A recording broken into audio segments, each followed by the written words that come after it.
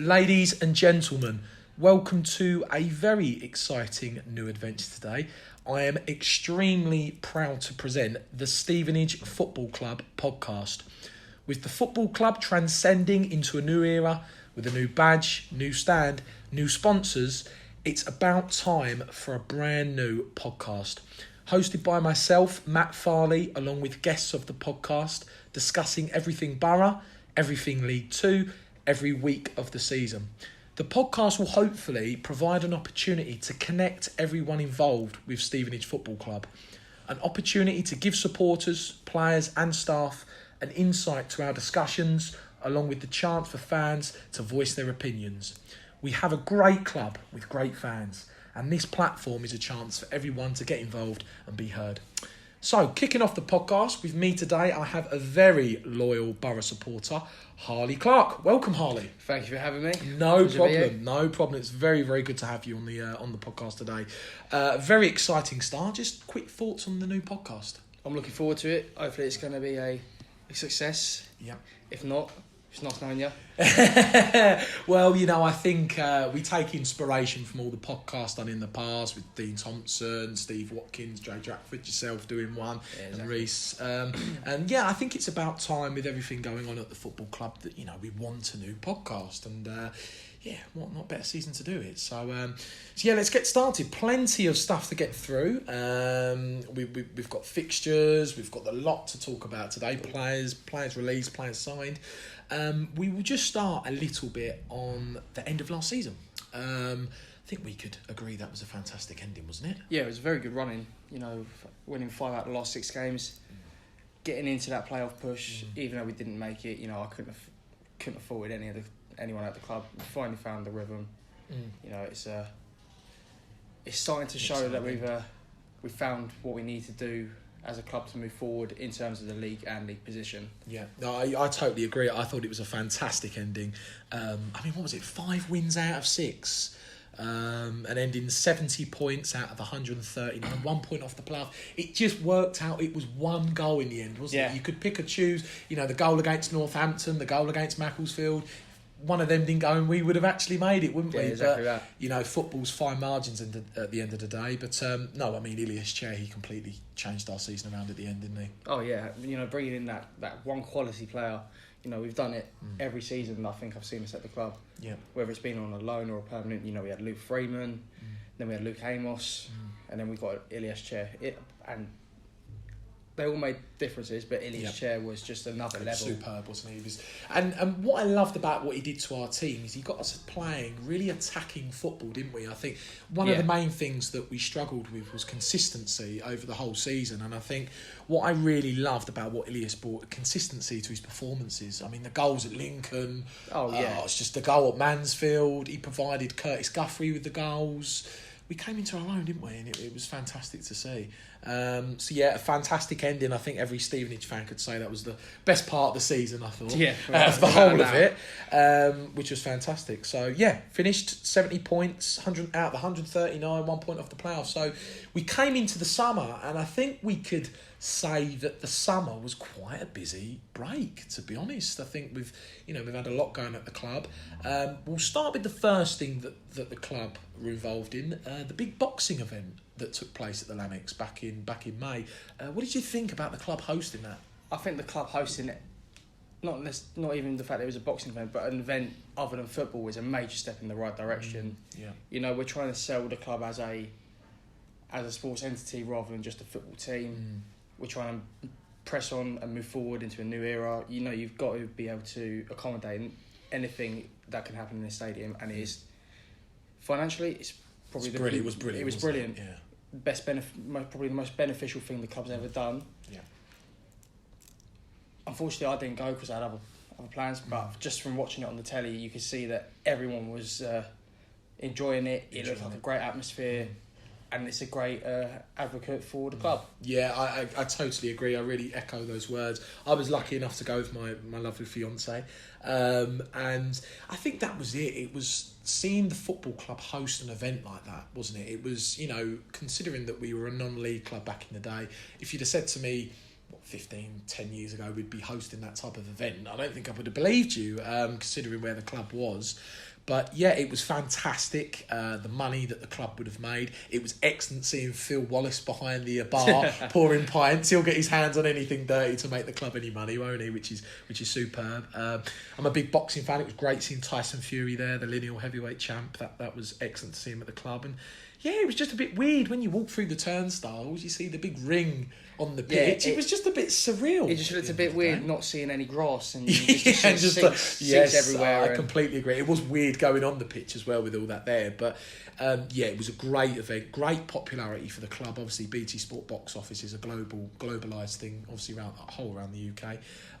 So that was a big deal for our club. And yeah, I mean, we would like to see more events like that in the future, wouldn't we? Oh yeah, without a doubt. And it doesn't, like I say, it doesn't have to be boxing. It could be concerts. It could be another sporting event. It could be anything. It could be anything. You know, we've had other football teams play our ground, i.e. Spurs under 23s. You know, anything in that sort of capacity is a step in the right direction. Like I said before, and it was just great to see the club benefiting from a. It was a world title fight in the end. It was for the legitimate belt of the super middleweight. If it was just any old boxing event like, it's Billy Joe Saunders, he's coming back, but he's not fighting for a title, I don't think it would have sold as well. Yeah. But the fact that we've got the capacity to do a world title fight at our club, and people were intrigued by it, and there's potential for more to happen, I can't fault it. I mean, hopefully Billy Joe will want to come back and do another. Oh yeah, now that he's champion, I think he would. And the great thing about it will go down in the history books because it took place at our club. Because when you win a world title, you have the venue, the date, and that's gone down in the history books, as you say. Exactly that. Yeah, I think it's a fantastic point made. Excellent night. Great money for the club. Phil Wallace, what a man, bringing that to Stevenage. Fantastic. So, moving on to the next thing that happened at the football club. We had a little glimpse of it that night, being there. There was a few Borough fans, or myself there. Above the East Terrace, we could see, under the glistening light, the new badge. Now, this is something that has divided opinion. I've seen many people love the new badge. I've seen many people dislike the new badge. So we will move on to the new badge at Borough. Thoughts on the new badge? Again, I quite like it. I mean, I think it is a step in the right direction. I know not everyone's going to agree with that, but when you look at the old badge, although it's a lovely badge, it is very non-league. Yeah. You look at teams like us, even Luton's badge is a very non-league badge. But you look at us like teams like Stockport, they've got a similar sort of design, and I do associate with that badge. The new badge, I think it's nice, it's simple, it's still got all the key information on it. You know, it's still the current badge doesn't even have the date that we were formed on it. The new one does, and yes, I know it looks a lot like the Bristol City badge, the Walsall badge. It's a red circle. You can't do a lot with it, and I think it's more marketable for starters. Yeah, you know, and I can understand why people don't like it, but I mean, I'm all for it. I don't think it's going to make a massive difference to the club. It's not going to make a difference on the pitch, is it? You know, the players aren't going to start thinking, we're not performing because we don't like the badge. No, exactly that. Yeah, do you know what? I completely agree. I love the new badge. I can understand that there are people that don't like it because of, you know, the history of the old badge and, you know, the experiences we've gone through with that crest. I mean, you know, we've got that memorabilia on now, and I totally understand that there are people that don't like it because it is different, and sometimes change, especially with a badge, it's hard to identify with the bar. Yeah, I completely agree. But what I love about this new badge is it's very modern. As you say, it's got our 1976 in it, where we were formed as the new Stevenage Borough Football Club. You know, it's modern. It's going to look great on the new stand, and I think, you know, now and again in a club's history, you have an updated badge. It happens, doesn't it? Over time, every club does it. Badge. Yeah, exactly. So you look at a team like Man City. They've gone through, I think it's like 6 or 7. Through a lot of badges. Yeah. Same with Chelsea. No one's complained. It's evolving. It's evolving, club, isn't it?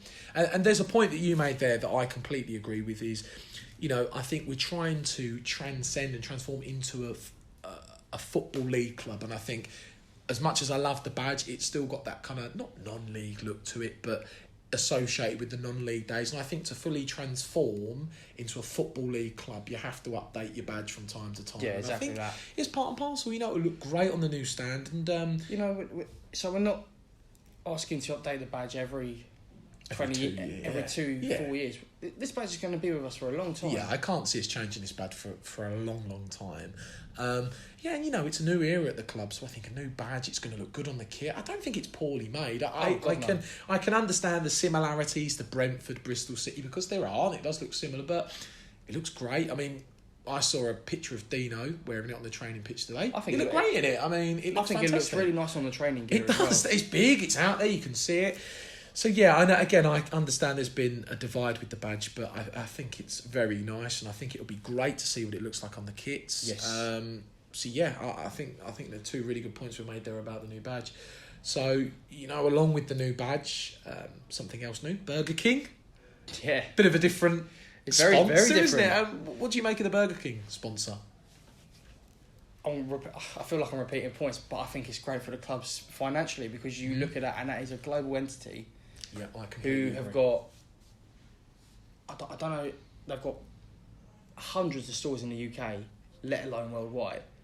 And when I first saw it, I thought, oh, it's going to be the Burger King that's just down the ledge one. No, it's actually Burger King UK, and you think it's a big market, isn't it? That's a big market. And I agree. And what I love about it is it's unique. And I think I said this to someone recently.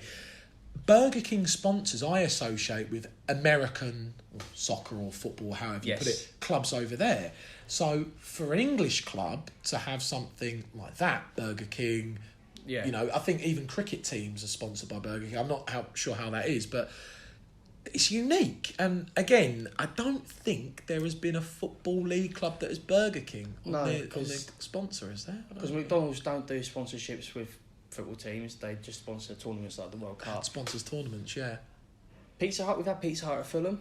I think Pizza Hut's been used, isn't it? The fast food chains. Yeah, I've never seen Burger King. Only place I've ever seen Burger King is Getafe in Spain. Very good point. Yeah, that's again, the only Spanish football side. Exactly. As I say, any listeners, if you would like to tweet us at the Stevenage Football Club podcast on Twitter of if there have ever been an English Football League club with Burger King, please tweet us, because we'd be very, very excited to see that one. But yeah, I mean, the club's surely going to make a bit of money off that, which I think is obviously the main thing for us having the sponsor. And as you say, globally known company as Burger King.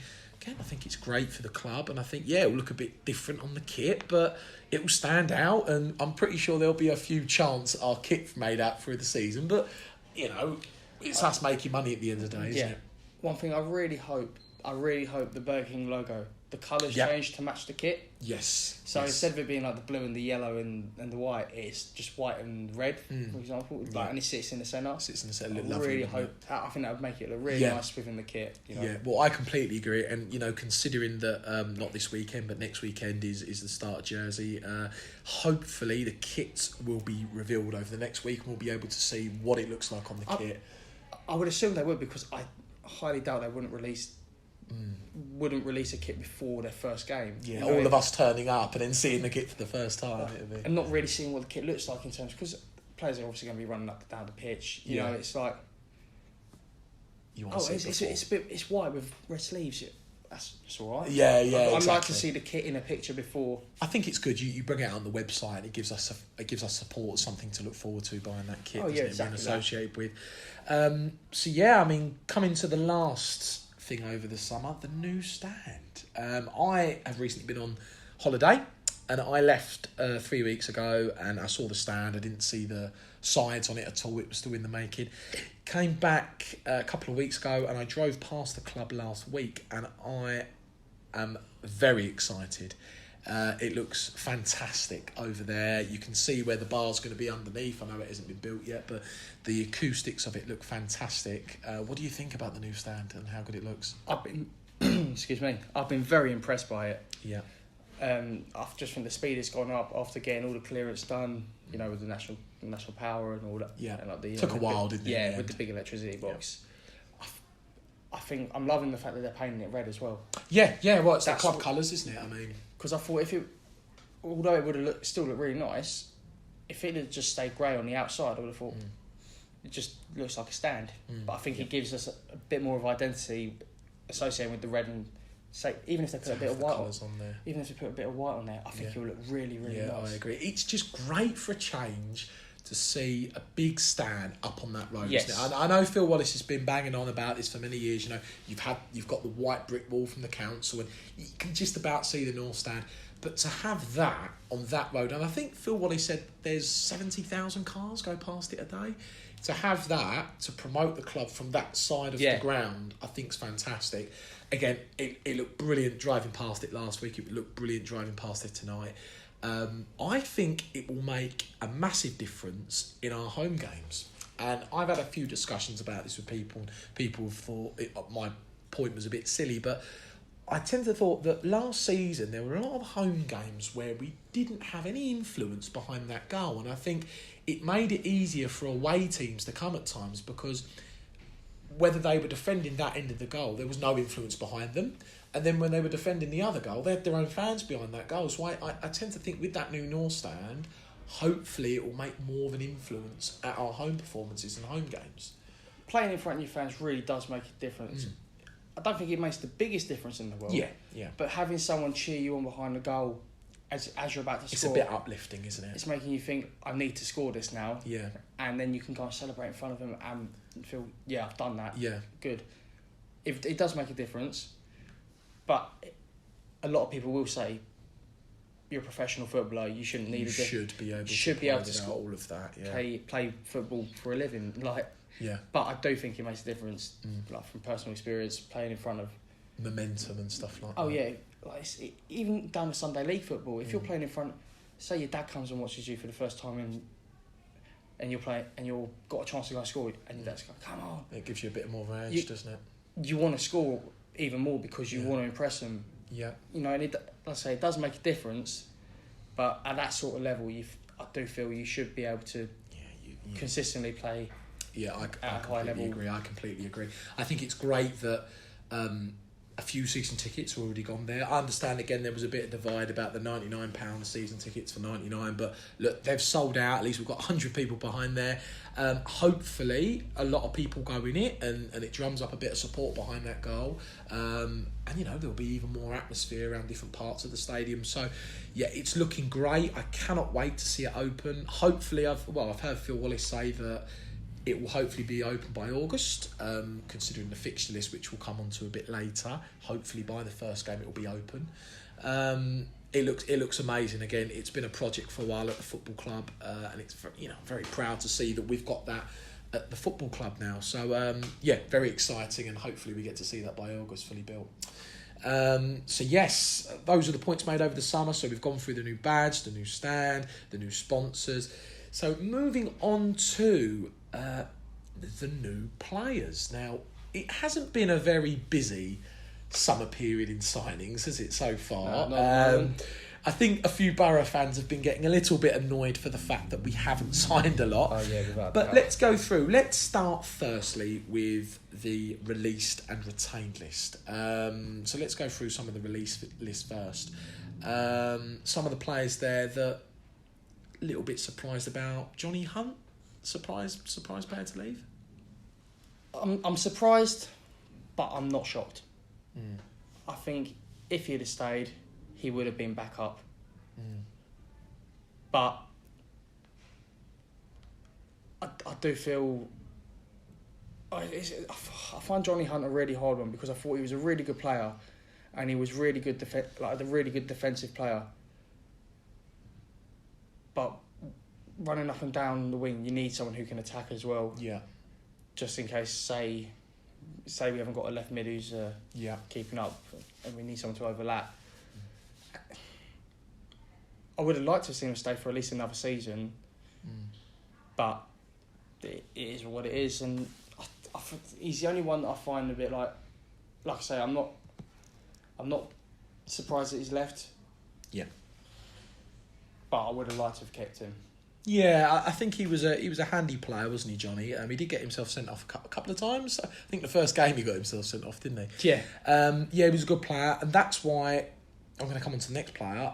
I really like Joe Martin. I thought Joe Martin, when he was playing in Johnny's position, for those last 6 games, I know he played in 5 and we had a rest at Port Vale. I thought he was exceptional. I was a bit gutted to see Joe Martin go, actually. I think he's a constant professional. Yes. And I've got to be honest, I think Northampton have got an absolute bargain there with him, and I think he'll play every week of the season. So I think that was another player. Possibly we could have kept, but obviously been released. Ronnie Henry. Quick mention about Ronnie. Moved to Billericay. Was it inevitable, him moving on? I think it was either a case of he would retire this year at Stevenage, potentially go into a coaching role, or he'd leave and drop down a few leagues. And I think if you want to prolong your career, he's made the right decision. Yeah. Because Billericay, it's a good club to go to. I know they've had a lot of ups and downs in the last few years, but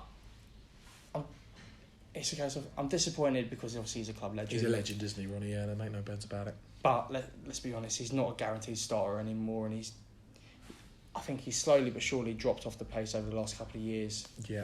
Although saying that, when I have seen him come on last few minutes of a game, he has tightened up that defence with the experience he's got, and he just knows how to keep a back four together. But I wish him all the best. Yeah, because most certainly. I think he's going to do all right. Yeah, most certainly. Do you know what I loved about Ronnie Henry at our club is it didn't matter what level Ronnie was playing at, he'd always play at that level. I remember seeing Ronnie play in League One, and we've been used to seeing Ronnie play at the conference, and he played well at that level. And, he was very very good at adapting to the level he was playing. Most certainly, I thought he was a fantastic leader. I actually thought in a lot of the games he played this season, he played really well. I always remember him at Lincoln, and I thought his performance at Lincoln. I'll always remember him at Forest Green this season when he was at the back with Scott Cuthbert, and he was fantastic. Ronnie is an absolute club legend. I think we all knew that day at the testimonial that possibly his time was up. Yes. I think his speech at the end gave that impression. Yeah, just the way he was getting emotional. Exactly. I think there's a lot of new players at the club, new blood at the club now, and I think that it would have been difficult for him to get into the team. But look, we really do wish Ron the best of luck. I wouldn't be surprised if Billericay got promoted next season because Ronnie's there. You know how much of a great leader Ronnie is, so I think that was an inevitable one for Ronnie. I would be very, very shocked if he didn't get the captain's armband. Yeah, especially with a man of his experience. But lovely family, lovely wife, lovely kids. Wish Ronnie the best of luck. Hopefully one day, well, you never know, soon Ronnie listens to this, but thank you ever so much, Ronnie, for all your efforts. Couple more players before we talk about the retained list. Luke Wilkinson moved to Yeovil, obviously left the club. Yes. Again, an inevitable one to leave. Yeah, I just think you look at it. Again, I felt Luke Wilkinson was a very, very good professional. He, anytime he always said, "When I'm needed, I'll step up to the occasion." Yeah. And the thing is, when the team's playing well, you're not going to get, and you're not in the squad, you're not going to consistently play. Yeah. And I just felt I felt he was a very good super sub. You look at games like Morecambe away. Yeah, he comes on and gets the winner, doesn't he, in the last second? Seeing Kevin Ellison give it all the biggin in the crowd. And he went bang. I'll always remember that. That was possibly the best away day I've done.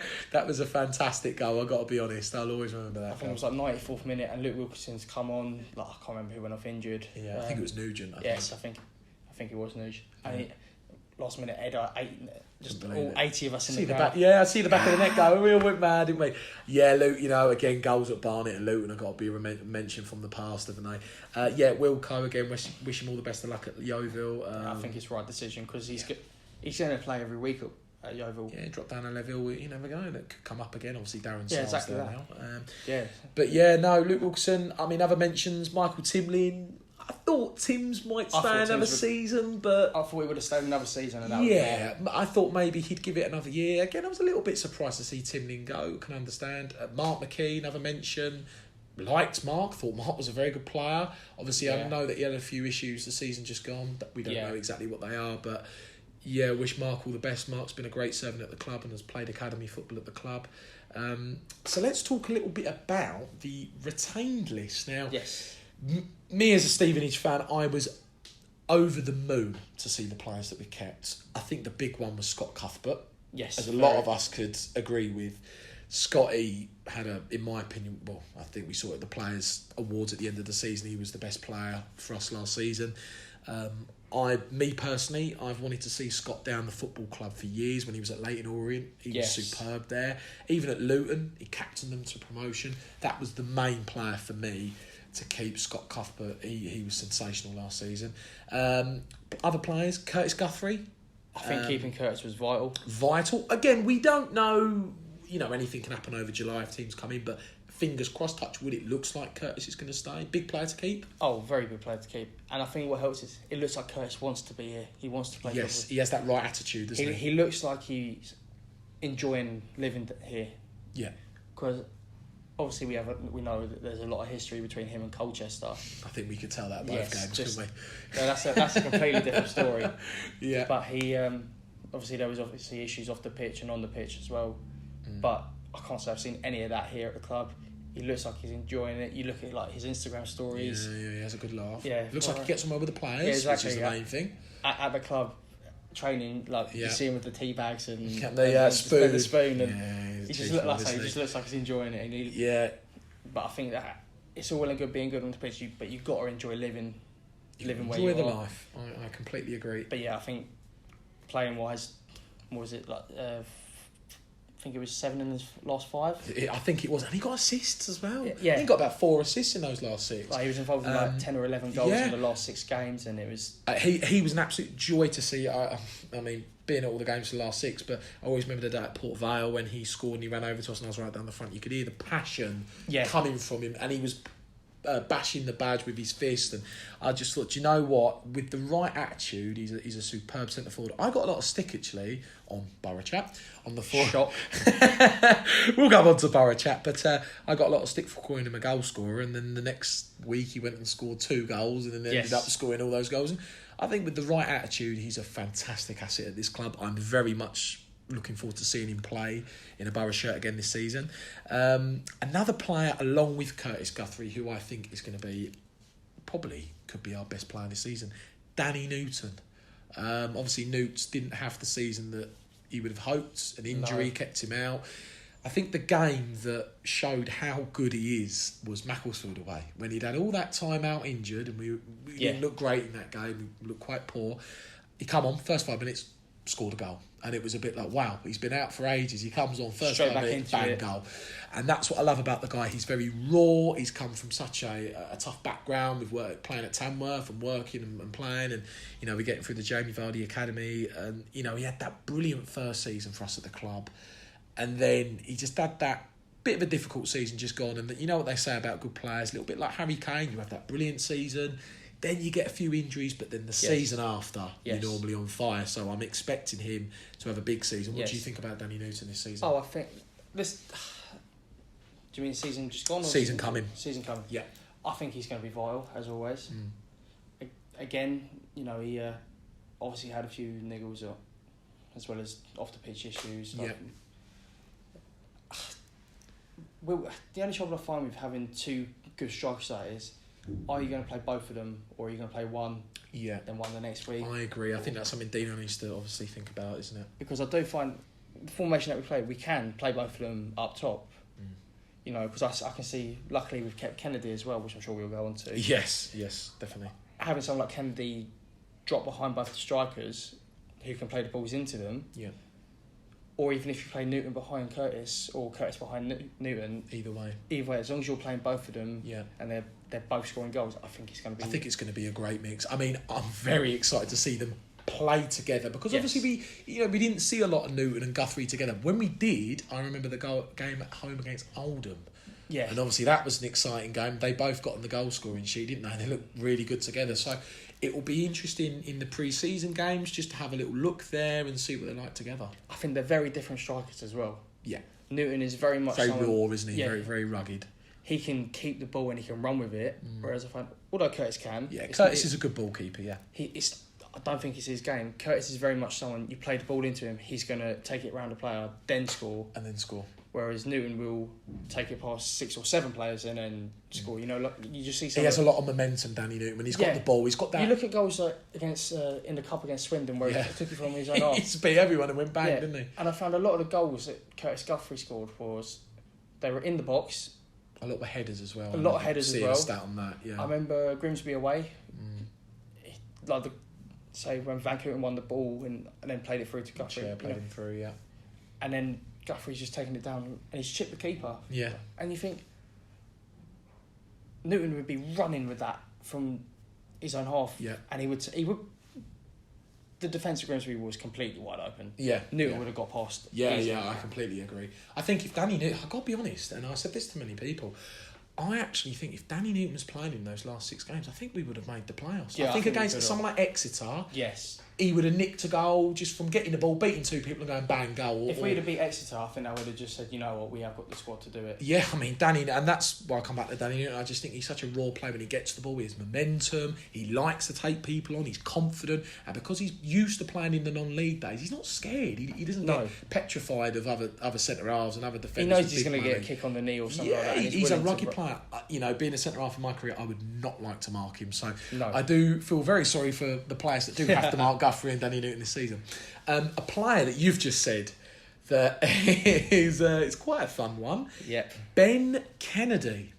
Now, well, Ben obviously played at the start of the season for us. The season just gone. And then he went on loan to Newport. Yes. Obviously, there was issues with Ben. I think Ben was having second thoughts about the club and wanted to explore elsewhere. My thoughts on Ben Kennedy is, I think it was quite clear that he wasn't playing as the Ben Kennedy that we'd seen for 3 years before.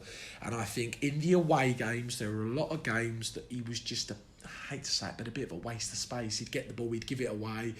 The right back would get forward, he'd lose his man, and you could see that something was just not right with Ben. I understand the great goal against MK Dons and the goal at Morecambe at penalty. He was chipping with a couple, but he just wasn't the Ben Kennedy that we used to seeing. He was doing it in bits and bobs of games, but he wasn't doing consistent football, was he? Over the games. I remember the first season Kennedy came through, and like when he was running down the wing with the ball, but he'd be doing it the whole game. Yeah.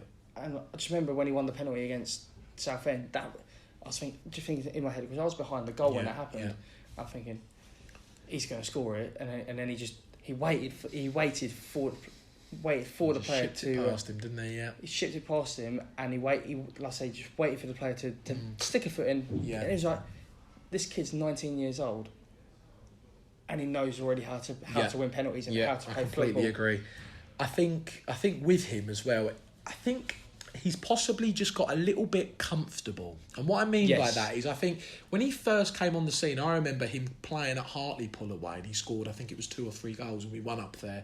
And I think at that age, he had a point to prove. He come through the team. He was establishing himself. He was establishing his talent, and I think he had a point to prove. And that's, I think, all of that talent we saw early on. The goal at Luton, he had all this. When he won the penalty at Luton, when Michael Tong won it for us, and he was giving it to the Luton fans, wasn't he? He had a point to prove against. And I just think what happened is, I don't know if he's had issues elsewhere of the club, but I don't think he's had any competition for his position. No, I think that's it as well. I think he just got comfortable, and he just didn't knuckle down as he should have done, and then started thinking, do I need to move on? And I think credit to Dino for saying, well, look, there's this, go and explore. If you don't like it, come back. If you do, then we'll have a view to possibly moving you. But fair play, he's come back. I haven't heard any news about him moving to Newport. No, apparently he's not on the transfer list. He's not on the transfer list, so it looks like he wants to come back. I still think that Ben Kennedy has got a massive place at this club, and I think if he can knuckle down and think, right, I want to be at Stevenage now, this is where I want to be, let's crack on with the football, let's get back to what we were doing for the last 4 years, I think he could be a massive player this coming season. If he gets off to a good start, and I find the issue with Kennedy is, I think he knows he can play at a high level. Yeah, I think we all know that. I think being at a club like Stevenage, we're always close to being that level of being top 7, but we've always just missed out. Yeah. Or even if we're in the playoffs, we don't quite make it to the final. We don't quite perform like we should do. Yeah. But when we played Southend in the playoffs, I know Southend went on. I think Southend went on. They went on and got promoted. Yeah, Michael Timlin scored in that game as well. Yeah, I remember that game. You could just see the golf in class because it was a bit. We drew 2-2 at our place, didn't we? Or was it 1-1 and then 2-2? I do believe so. Yeah, Dean Parrott scored a long distance. I think it might have been 1-1. Yeah, and then obviously. Then we had the instant Bira Dembele and Timlin, believe it or not. Yeah. And then when we went to Southend, like I didn't go to the Southend game away just because of work and stuff. Yeah. And I just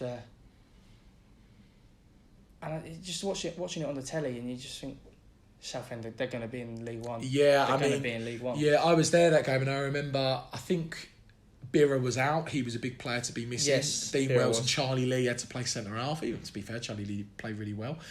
And I think you could just see that they were just not a level above, but just a bit better. They had a bit more money, probably a bit more experience, but we had equally experienced. But they had those players that were probably League One level, and I think it told on the day. Don't get me wrong, I thought the referee was appalling, and he gave them a penalty, and obviously they missed it. I'll always remember when Tom Pett scored, but yeah, I think coming back to it, that it's just that little level above, wasn't it? Yes. Talking about Ben Kennedy, hopefully Ben can come back, get down to playing football, get down to loving the club, have that connection with the fans again, because I love that about Ben Kennedy. He loves the club, he loves the fans, and I used to love him back in the day when he used to really give it for the badge and have that connection with the fans. So hopefully he can come back and reinvigorate and do that again for the club. I'll never forget, believe it or not, against Southend again. It's always against Southend. It seems to be a thing. Sorry, any Southend fans listening to this. We don't have a thing. Well, obviously we've got them in the cup. We'll come on to that. But, it just seems to be this thing. I think it might have been the first or second game. Well, I don't think it was the playoffs. Was it the away game? No, it was the season. No, it was the home game, because I remember this was cracking game. Yeah, this was Kennedy. It was after Kennedy won the penalty. Because I was behind the goal for this game because the club were giving out free tickets just to get more people behind. Yeah. And when they're in the box that close, you can hear what they're saying. Yeah. I remember Kennedy giving it the absolute big one to the Southend left back who was getting aggy, and Ben Kennedy, who didn't have the greatest haircut in the world at the time. Let's be honest. No. I remember the left back for Southend had one of those stupid top knot things. But I remember the one you're on about. Didn't have the side shape like everyone else. And Ben Kennedy's giving it the big one to him, saying, "What are you going on about? Look at your haircut." Oh dear me! And you just think he knows how to wind people up. He knows how to that rawness, doesn't he? He's an Irish lad as well, tough people. So, no, great player to keep, and it will be very exciting seeing him in the pre-season. It'll be very exciting if he's starting. It's very important for him for this pre-season. Very important, yeah. Other mentions: the keep, Paul Farman, big player to keep. Luther Wilding, Ben Nugent. I'll be honest with you. I think the whole entire list were vital to keep. I completely agree. What I really do credit Dino Mamria on was the list that he kept. He's kept the spine of the side. He's kept the most. Well, I'd like to think the important players at the club: the Cuthberts, the Newtons, the Nugents, the Farmans, the Gufferys, the Sanoupes, who I thought was brilliant at the end of the season. He's kept the big players, and he's now allowed to possibly, hopefully in the next month, sign a few really good players to tinker around with the team, and we've got a fantastic mould there for the season. So I'm very excited. Obviously, a left back position will hopefully be filled soon as well. We'll have the back four there confirmed. Hopefully have a backup keeper soon Exactly, and let's not forget Van Kooten. He's been playing in the Gold Cup. He was brilliant at the end of last season. So a fantastic list there, kept by Dino. I think he deserves all the credit in the world, and it'll be great to see the team come Jersey to see what we're like. Yes. A very, very good. So players signed. Obviously, we haven't signed a lot. We've signed 2 non-league lads, Jason Cowley and Jamie Fielding. Jason Cowley from Bromsgrove, Jamie Fielding from Hastings. I've got the stat right in front of me. Jason Cowley, 102 goals in 127 appearances for Bromsgrove. A big player to sign. He's used to scoring goals. What do you think of Jason Cowley? I think having that record, you've gone, well, it doesn't matter what level you're playing at. If you're scoring that many goals in that many games, you've clearly got something about you. It's frightening, isn't it? It doesn't matter what level you're at. No, exactly. You've scored 102 goals and 100. He's used to finding the back of the net. He knows how to play. He knows how to score goals, and I just think having that, not necessarily competition for the starting places, because I don't see him obviously as a starter, because he's although he has scored that many, he needs a bit of experience. It's a very high jump to playing League Two level. I think he will. I think he will be a good player. Do you know what? I think he might be quite similar to Danny Newton. Yes. I think he's a bit younger, but again, he's a non-league lad, so he's used to the rough and tumble of that level because it is quite difficult. He's used to scoring goals at that level, so I tend to find it. It doesn't.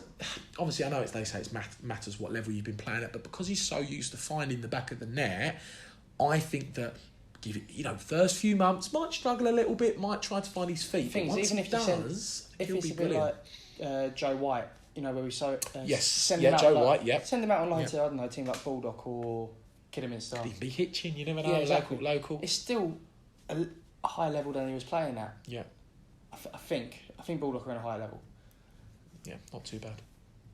And if he's like Joe White's done, if he's scoring a lot of goals there. And you think, right, okay, and then maybe we send him out to, I don't know, someone like Fylde, like we done with Alex Reid. Yeah. Really played well for them as well, didn't Alex Reid really found a groove when he was at Fylde. Coming back, and just saying, all right, you can do it at that level. All right, you can do it at that level. I think we'll give you a chance and, start playing you in more games. And because I don't think it's going to be competition for the starting places with Newton and Guthrie. Yeah. But I think him being around players like that who are playing at this level will really help him. Well, that's what they say. I mean, when you're a player and you've played at that level, when you start training and playing with players that play at level above, you eventually start playing at that level. I remember in my football career, I remember when I was playing football, and then when I moved up and I played at Ware for a bit, you move up to that level, and after a few weeks you start naturally playing at that level. So I think the pre-season will be very important. I've kept an eye on him on social media, and he's been doing a lot of training when a lot of players have been on holiday. So he looks good. Jamie Fielding from Hastings, young player, centre-half. Very important, obviously, with Wilco going, that we've got another centre-half there at the club. I know that Van Kooten can play at centre-half if need be, but Jamie Fielding, what do you make on Jamie Fielding? A bit of an unknown one. Yeah. I'm sure if there's any Hastings fans listening, which I doubt there are, but if there are, I'm sure they will say something good about him. Because again, at the end of the day, I know we've not had 100% success rate with non-league, but if Dino's seen something in him, I would assume that means there's something about him. Yeah, I mean, I think it's very similar to Luther Wilding, isn't it? Dino saw him and worked with him in the non-league, brought him in, and Luther was. I know Luther. It took him time to adjust. It did. I think Luther was potentially our best player last season. Yeah, I think definitely most improved. I think by the end of the season, he really came into his own. Luther, he got given that more, not forward role, but a bit more freedom on the right hand side, and it worked. He was getting forward, he was contributing. He can cross the ball as well. Exactly. So maybe Jamie Fielding again. He might go out on loan, a bit like we say about Jason Cowley, just to get him a bit of game time while Cuthbert and Nugent are there. Because let's be honest, Cuthbert and Nugent are the main men back there at the minute. I think two really good signings at non-league. Obviously, we haven't made many signings yet, in Football League players. We're sitting here now, we're near July being next week. What type of players are we looking to sign? I mean, for me, I think, obviously we don't know about Joel Byram, Alex Ravel yet, and obviously with Timley leaving, I think it's fair to say that we probably need a couple more midfield players with Arthur Oynton there. Yes. What would you say is probably positions that we need? I'd say... definitely. I'll go with the ones that we definitely need in terms of that we don't actually have cover on. Yeah. Goalkeeper, another fullback, a centre mid, and then possibly a left winger. Yeah, I agree with that. Or a left-sided player that can get forward. That can play full higher up the pitch. Someone like Steve Seddon, for example. Yeah, that would be ideal, wouldn't it? Ideal. In an ideal world. I know we'll never get him back because he's clearly got too much... I know, he's such a good player. I loved him at the club last season. I thought with him... I've got to be honest, I think if Steve Seddon joined... Look, Steve, again, if you're listening, please come back. We know you loved it here. Yeah, we know you loved it. You even played in the testimonial, so maybe Dino was trying to worm him back, Exactly But no, I think with him in that back four, that's a promotional back four, surely, isn't it? With Steve Seddon. Oh, yeah, it would be. I completely agree. I think the midfield's important. I know that James Ball is listed, isn't he? But he's still here. He's still here, but he's listed. We need a couple of really talented, experienced midfield players just to cover those roles. And I think if we got that, we'd do so well in this division. So I think we could really, if we if we invest in the right areas, I know you can say this for any team. Yeah. But I really think we've got a really good core of a squad, and I really think we can push on for promotion. Yeah, I completely agree, and I think, you know, just let's sign some really good midfield players, Football League midfield players. We've got the back four, that's done and dusted. Obviously, we need that goalkeeper in place. I think Dean and White sign another centre forward. I know that we've got Possibly there, just to strengthen it a bit, and we've got Ben Kennedy there. I know Ben's not an out-and-out centre forward. He can play there. He can play there if need be. But I think don't be surprised if there's another centre forward and, as you say, a left back and a left-sided player. I think those are the positions that we probably need to kind of fill the squad out. But yeah, fingers crossed. Hopefully over July we see those signings come in and playing those pre-season games before the season. That's important to get them gelled in the team, I think, to be honest. Yeah, very important. So yeah, very good to cover the players list. So we will move on to the next chapter. So obviously Thursday, I think we were all glued to our computers, our tablets, our iPhones at 9 o'clock, as we do every year. It's one of my favourite parts of the season. I know that sounds a bit weird, but even though the season hasn't started. The fixture release. Now, it turned out, in my opinion, to probably be the most exciting fixture list since we've been in the Football League, I think we'd have to say, possibly. Without a doubt. Without a doubt. So we will quickly go through some really important games. So, starting the 3rd of August, a fantastic first game of the season away at Salford City, 12:30pm live on Sky Sports 1. What a start to have to our season. What are your thoughts on that game? What a game. It's probably the best game we could possibly start with. I know, yeah. In terms of an actual game and the entertainment, I think it's luckily, brilliant. As we're not associated with the EFL, I can say this. You can already see the Salford love affair has already begun. Oh, yeah, a bit with the League Cup as well. They're going to be on telly a lot, aren't they? Shocking, I know. But the thing is, it's great. What a game. It's great exposure for us as well. I think that's the main thing. I think, it's a cracking game. It's a tough game. I'd rather play them then. You made a really good point last week. I'd rather get them out the way rather than play them 2 months into the season when they've had quite a few games behind them. I actually think it's a winnable game up there. I find Salford this year are either going to be right up the top. Got a lot of money. Yeah. Or they'll be right down the bottom. Or they're right down the bottom trying to fight. I agree. I think they'll be up the top because of the money sense, and they'll buy who they need to buy. Or even if they have a really good start to the season, I think they could potentially drop off. Winter football's different to summer, isn't it, in the division? But what a game. I'm so excited to go up there. I've booked my train to go up. I can't wait to go up and see the club. It's just going to be great to see the football club get coverage on telly. I don't think we've ever kicked off the league before, as in an earlier kick-off in the Football League. So it would be great to be a part of that and to see the club on telly playing in front of a sold-out ground. Hopefully a lot of Stevenage will travel up there. I'm sure they will. It's in Manchester. A lot will want to make a weekend. Like I say, a lot of people want to make a weekend out of it. Exactly. I'm doing that. So. Yeah, same here. It will be amazing to see the team. I gotta be honest, I am absolutely buzzing for that game. It's made my summer, that, as seeing that come in and looking forward to it. The first 5 games, not just Salford, are fantastic games. I mean, Exeter at home, tough. We always know Exeter's difficult, don't we? But we've always got results against Exeter. Yeah, the last 2 seasons we've won and we've drawn, haven't we? You know, I mean, we've got results. I remember watching on the telly, because when we played them at Exeter, it was on telly. It was on telly, yeah. And what a game! That was Chris Whelpdale, wasn't it? Bang! 3-3, and wow, we scored. What a game! Like the 93rd minute, Chris Whelpdale on the volley. They've always been good games, haven't they? Always been always goals. I always remember the away game as well, where we drew with Joby McAnuff slipped the goalkeeper. That was a great game because we were both up the top. What a tough game! We've got Leyton Orient away. We all knew that was going to happen at the start of August. It normally does. Always does. But what a day. On a Saturday, it allows everyone to go and have a drink, go and watch the game, go and support Stevenage, doesn't it? It's nice to see we got it on a Saturday rather than a Tuesday. It allows a bit more, more people to go to the game. Because it's always been the game I've missed every season we've had them in the league. It's always been Tuesday the game. night. Bit of a poxy one for people at work, isn't it? But what a game to have. I mean, with the troubles they've had, obviously, very sad news about Justin Edinburgh. Yeah. Very, very, condolences to Edinburgh's family. It's very sad. But they're on a roll. They've sorted out their financials. I actually watched a documentary on Leyton Orient over the weekend with their owners, and wow, they have an American owner. Right, he's from Texas, and It's quality. I've It's never seen quality. such a passionate owner in my life. He's got that MLS, woo, look, he cheer, come on. He's got this rawness, and he's up on the gantry, and I watched his documentary, he's just off one, isn't he? It's mental. And I think having an owner that is enjoying what he's doing as well.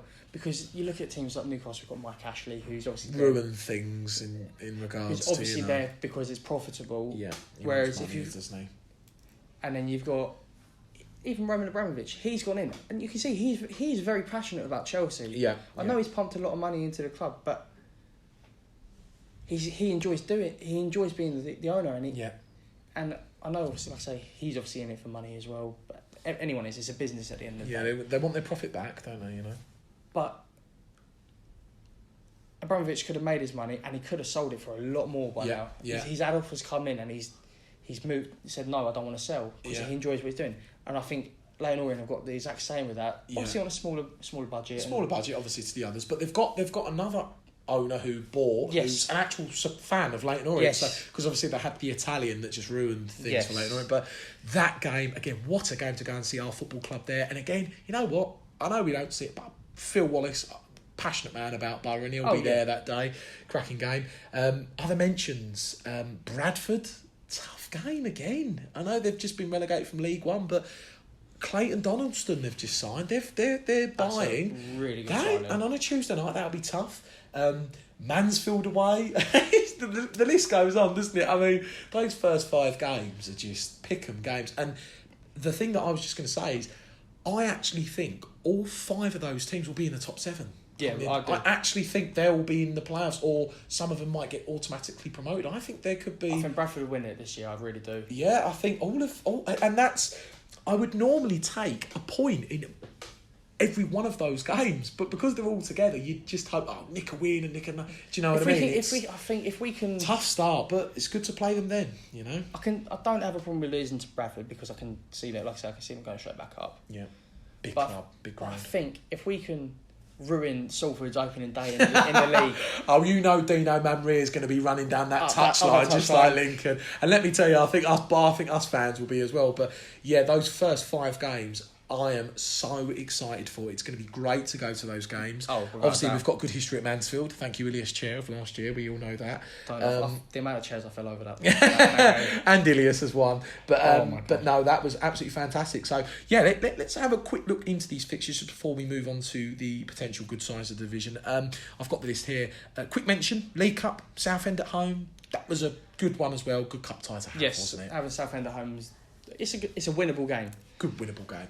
Because I find at this sort of stage, it's all well and good getting a big team. Say like Salford have obviously got Leeds. Yeah. But I know you're going to get a good draw in say finances, and obviously they're going to get the game on telly, because it is a big game. But the further you go in the competition, the more money you get. Although you'll get a full crowd, say you draw someone like Tottenham at home, like we did a couple of years ago. Yeah.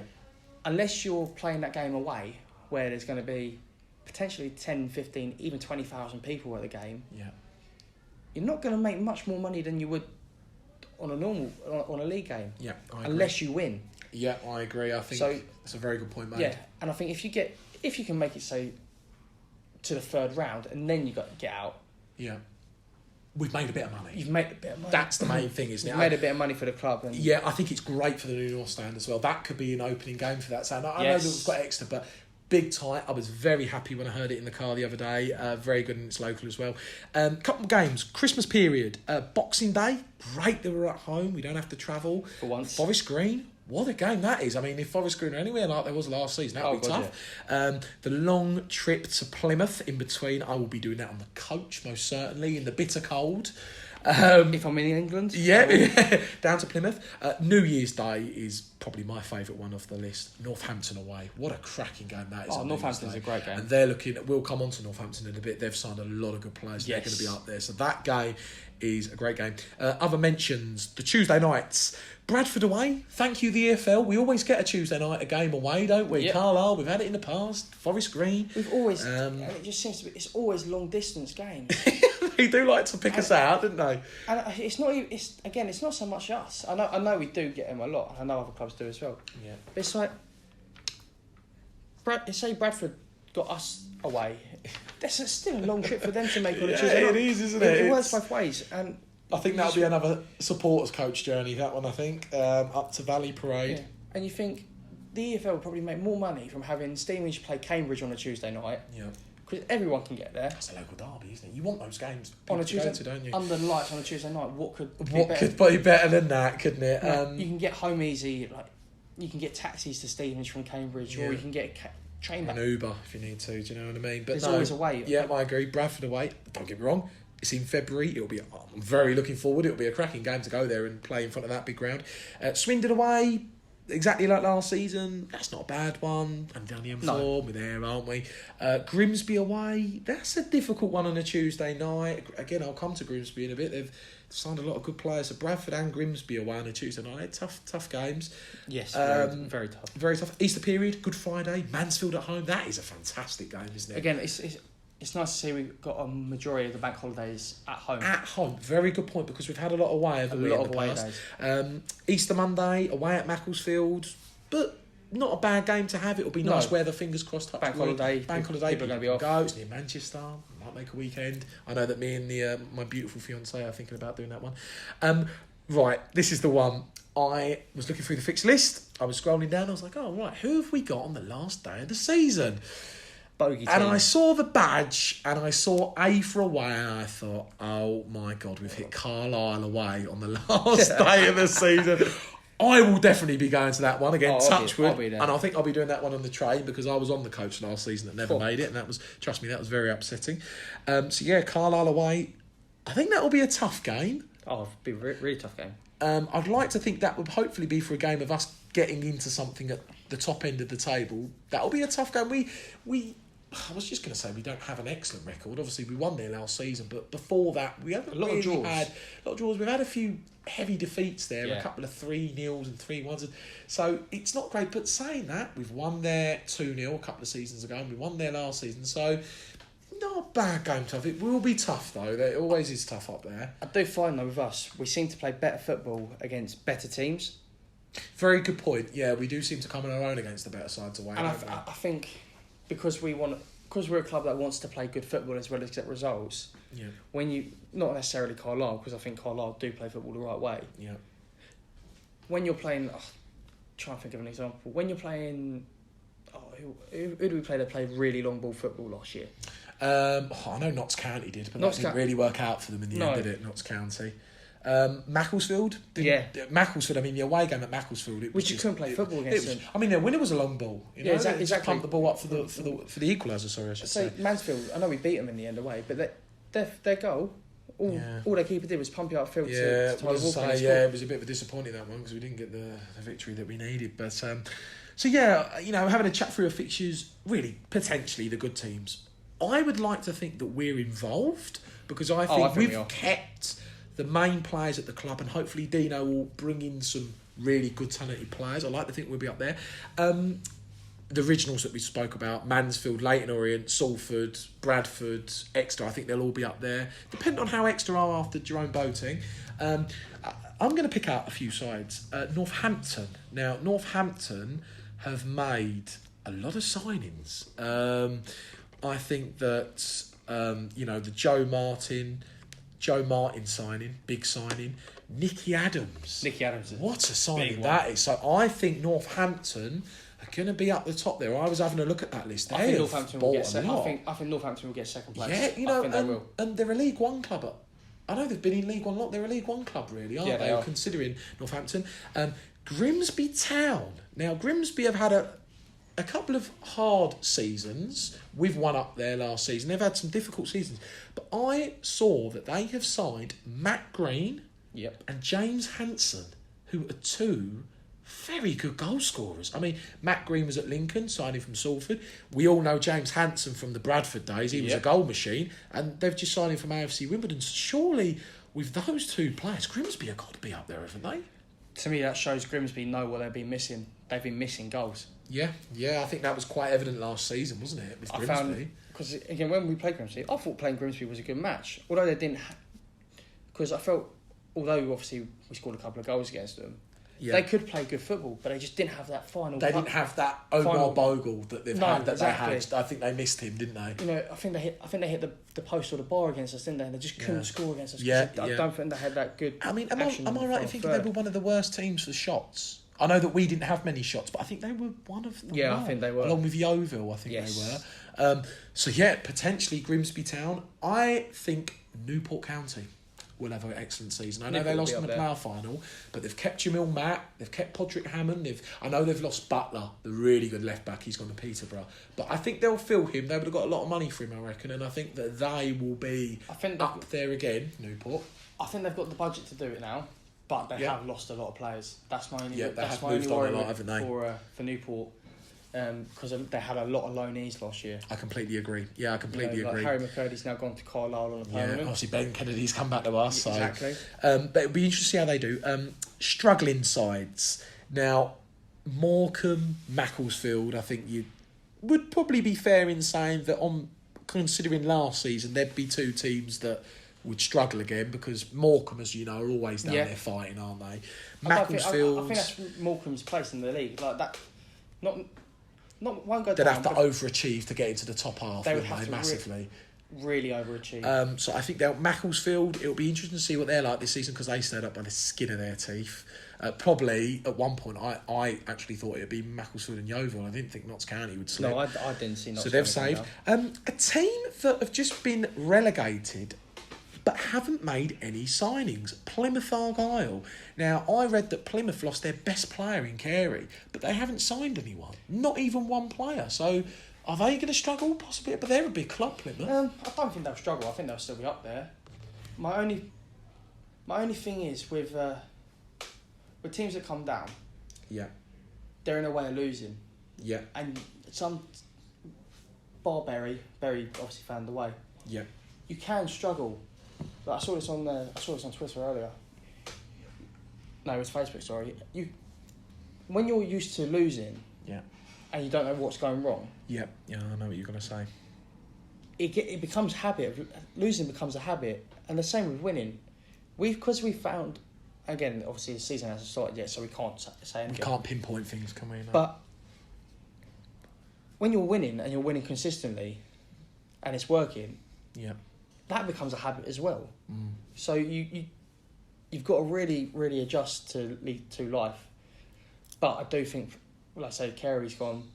Be interesting to see how they sign in July. I think they could be doing us signing a lot of players in July. I think they will be mid-July to the end. Yeah, because then you can see what's in the market, who's not going anywhere. That's it, and that's what I think I like about what we've done because, all right, we haven't made a lot of signings, but it's good. You know, for teams that are playing us at the start of the season, they can't really do their homework because we haven't signed a lot of players, and you know they'll be wanting to have a look at us now. So yeah, it was really good to just kind of dive into those teams there. Now, obviously, we've been going for it looks like an hour and 3 minutes, so we have got one more section to do, which is the Q&A section. We'll fly through this. Really quickly before we end the podcast, though. It's been a brilliant podcast so far, I think. It's been fantastic. So yeah, these are questions sent in from supporters. Again, I put a tweet out on the Stevenage Football Club podcast Twitter page. Please go and follow it. Of questions for me and you. Now, obviously, because we've had a few dropouts and it is just me and you tonight, when we're supposed to have 4 of us, we've got 2 of us. We'll quickly go back and forth. First question, and we are very sorry if we do not read your question out. We will get them again because obviously we've been going for quite long. Is from Gabriel Sutton, and his question is, how are you feeling about Stevenage Football Club's transfer business so far? Is looking for non-league gems the right transfer policy? I'll let you answer this one, Harley. I don't think there's any way you can say a transfer policy is the right transfer policy because every club works differently. Yeah, we've had a lot of success finding non-league players that have come through and work with us. You look at what even last 3 seasons, Scotland. Yeah. Although Gordon obviously had played in the league before. Yeah, Danny Newton most definitely. Danny Newton and Wilding. Yeah. 3 unbelievable players that have worked out for us. But then we've had players who aren't even good enough for non-league anymore. Like, you look at players like Ryan Johnson, Yeah, a bit of a shame what happened with Ryan. I know that Ryan was with the club, wasn't he, originally? But obviously... Now he's gone. Now he's gone. Bit of a shame. Yeah, it was a real shame. But no, that's a good point. It can work, and like I say, we've had quite a fair bit of success with it, but like I say, I can't pinpoint what is the right way of going about transfers because every club's different and every player's different. Every player's different, I agree. Really good answer there, to be honest with you, Harley. I'll take the next question. This is from Laura. This could be Laura Tyler, I'm not sure, but Laura. She's asked opinions on the new badge. Well, that has been something that we've spoken about. I really like the new badge. I think it's very modern. I think you need to update your badge in time, and we want to become that fully fledged football league club, and getting a new badge takes us away from that non-league image. I'm not saying the whole badge is non-league, but what I'm saying is you need to update your badge in time to go along with the new North Stand as well. I think it's really nice. Next question is from the Borough Realist. And this is, firstly, your heart emblem is far superior to the club's efforts at theirs, so well done on that. Thank you very much, Borough Realist. Question, with some people migrating from the East Terrace to the North Stand, do you think it could split or ruin the atmosphere? I don't think it will make that much of a difference because I think the North Stand will have its own atmosphere, which will be a good thing. Yeah. But I can't see the borough band migrating from the east to the North Terrace at all, because I think the East Terrace is what you associate with the club. It's what you see in all the photos of when the players are around the centre circle. Yeah. I don't think it's a bad thing. I don't think it will ruin the atmosphere at all. Yeah. But I can see there being a lot less people in the East Terrace when you can go and sit in a brand new North Stand with possibly comfier seats, you know. And again, you can't tell until it happens. Yeah, I completely agree, yeah.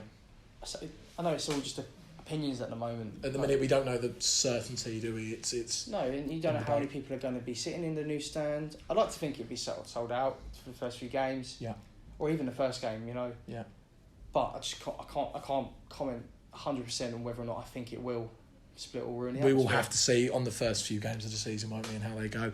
Right, we'll have time for 2 more questions because we've been going for an hour and 6 minutes, so I am very sorry if we do not read your question out. I promise you that the next podcast we will do, I will be asking the questions for the people that didn't get a chance to be on. Second last question. Aidan Cheevers. I know Aidan gets the coach. Who do you think our key / most important player will be next season? Now, I believe that for me, I think Scott Cuthbert is obviously at this point in time our most important player, in the sense that he was so brilliant last year, won all the awards. I happen to think every player is important. It doesn't matter what position you're in. So obviously Scott Cuthbert for me is going to be up there. I also think players such as Curtis Guthrie, vital player this season, Danny Newton, Luther Wilding, Nugent Farman, Sanupe, I think is a very important player. And also whoever we sign, we don't know those players just yet, but I think those players, the players that Dino has kept, are vital players. I also think Arthur Oynton is a very important player. Oynton could be very. I think he was, and he's had that first season underway, hasn't he? I think he could, which is very important. I think he could possibly be a regular starter next year. Yeah, I completely agree. We'll do one more question for the podcast because of the time. We are ever so sorry. And this question is from Nathan Smith. Nathan's asked, what positions do you think we need to strengthen during the season break? Like I said, we've already mentioned a few, but I think the most important one will be another centre mid. Yeah. Because we could potentially, with the fact that we're pushing for promotion to be up in League One, we could be looking at lower level League One clubs. I completely agree. Yeah. Who could probably be exporting players who they don't really feel could be up to League One anymore, and we could probably swing them by saying we're going to be up there. Yeah. Looking at teams like players who play for Wickham or AFC Wimbledon, even Oxford. I think Oxford, if we ever look at the Oxford release list, that you could potentially provide some good players for us. Yeah, I completely agree. That would definitely be a team where we'd have a lot of bargains there, wouldn't we? Oh, yeah.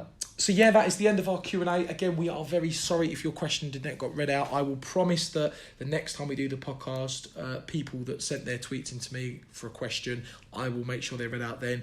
I think that is about it for today, Harley. We've had 110, 1 hour and 10 minutes of the first podcast, which is flown by. It's the longest one I've ever done.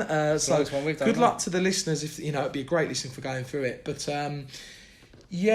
thoughts on how it's gone today? I think it's gone well.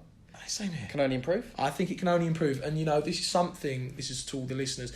We want to make this podcast the next big podcast at Stevenage Football Club. We've had guys in the past do great things, and as they are now, Dean Thompson, Steve Watkins, Jay Drakford's doing the SG1 radio, and we really want to kind of use those people as inspirations and really push this podcast on. This is a podcast for the fans and for people to be heard, and we want to connect everyone at the club. So it's something that for the future, it's not a silly little project that we want to do. This is real, and we really want to push this podcast on.